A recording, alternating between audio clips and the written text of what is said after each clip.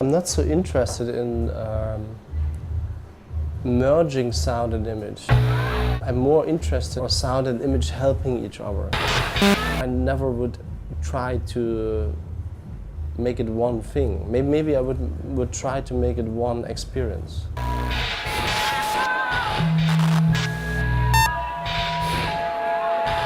Our ear can only hear a specific frequency, but I think our body is able to hear much more.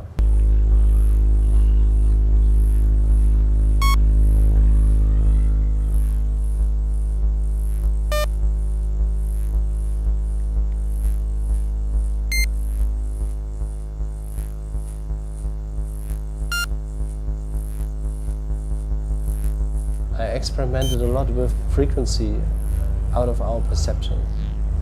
But you needed a visualizer or any kind of graphical, like an oscilloscope or something what can represent what you are doing, what is happening. Is there a sound? You imagine a sound, or is there no sound? Or I think so. I needed a graphical interface. I really want to see the waveform. Every waveform I use, I'm really checking, I arranging, sculpture them again and move them.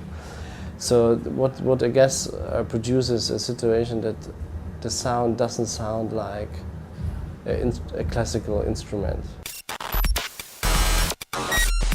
I'm not working so much with tonality or BPM or what normal electronic musician would do. I'm working more with like loop length, timing, frequency. I'm really working with pure frequency ranges.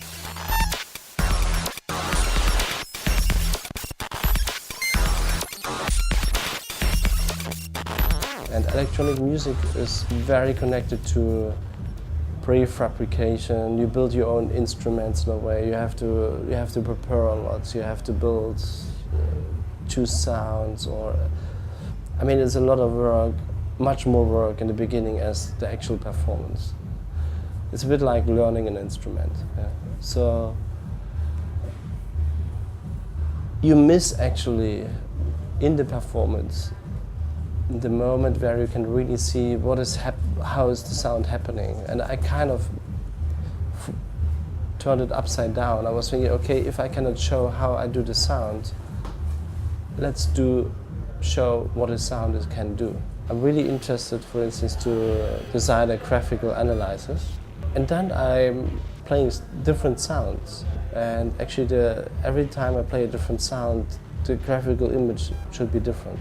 It should surprise me and make me, wow, okay, that's doing okay, good, great. So it's kind of, I always say I'm really incredibly lazy. So I'm not inventing these kind of images. I'm kind of leave it up to the sound. But the only thing what you have to do is you have to start really carefully in the beginning and just thinking about, okay, how you want to do this. So and that makes it as well organic in a way. That makes it as well alive and not repetitive. 61 80 33 98 87 49 89 48 48 20 45 86 83. I want to not really integrate too strongly what I think the sound is expressing visually. I mean, if you look earlier, there's a lot of theory, okay, this sound should be red or yellow, or if you look at Kandinsky, he has specific shapes or colors or something. I mean, there's all these books about this. But I not believe in this at all. So I really believe the sound itself has a visual language. And the only thing what you have to do is you have to find out and you have to study sound first, in the first place. And so that's the reason I'm really not interested in basic visualization. I'm more interested in analysis, in graphical analysis of sound. We have a very strange way to analyze frequencies. We use mostly frequency analysis, Fourier analysis. There are much more possibilities to analyze sound, but we don't know them.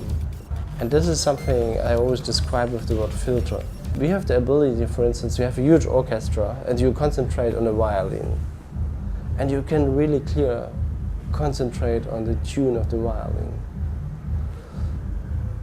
digital analyzers can't do this. Not now.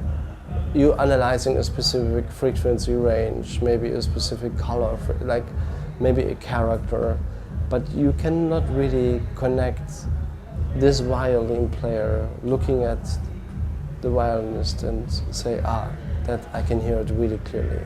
And you kind of, as well, you're kind of mixing the sound with your ear, new. And then you decide, no, I want to concentrate on the bells now. And you're mixing it new, even if the same volume. So your brain is doing so much in a way. And this is something what I'm interested, and I think there's no real classical mathematical model, what means there's no programming or whatever about this, but because it's so complex, and it's kind of beautiful to understand that we are much more complex as anything what we know so far.